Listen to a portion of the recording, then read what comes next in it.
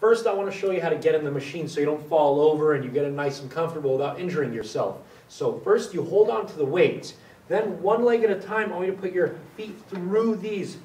All the machines for a decline bench usually have it like this. If it doesn't, you can figure it out, but just put your feet through it. Go ahead, have a seat. Now, you want to kind of do like a bicep curling motion and push forward your arms and lie down.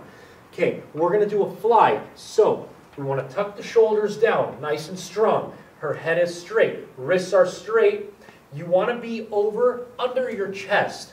So look how her hands are right under her chest, come out to 180-degree angle. Right when your elbow meets with your shoulder, you blow out your air and you come up and squeeze your chest. Look at her arms.